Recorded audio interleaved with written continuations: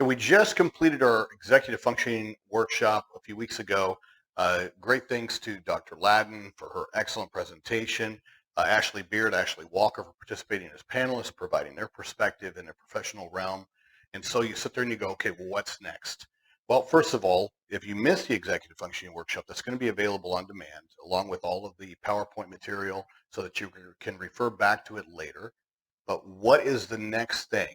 Well, talking to multiple parents, what has struck me is when it comes to the subject of specific learning disabilities and the various pathways to find your child eligible or to have your child reevaluated to maintain their specialized instruction in the area of specific learning disability, the area of the biggest confusion is the pathway of patterns of strengths and weaknesses.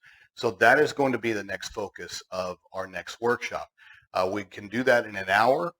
It's not going to be a panelist. This is a different area. And my firm's done a lot of legal research in this area. So therefore, I will be presenting on it. And then we will have all of the material available for you in the form of PDFs that will be attached that you'll be able to download yourself and be able to refer to them.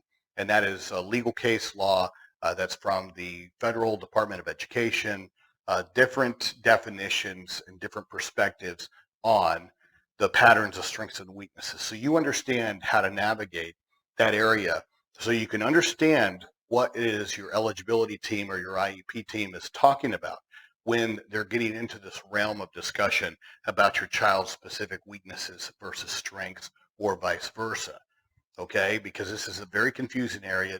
It's intentionally ambiguous. And I think the intent was to throw the net out a little further so that we could pull in children that had and that have specific learning disabilities.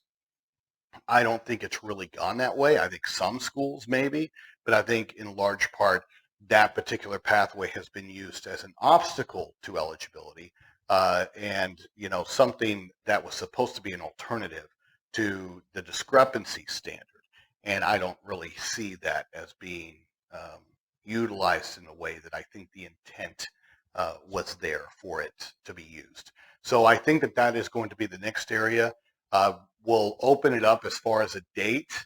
It will also be recorded, so therefore it will be available on demand. But like I said, it won't be 3 hours long. Therefore, the cost will be extraordinarily lower than the executive functioning workshop because of the amount of time that went into that one and the fact that it was 3 hours long.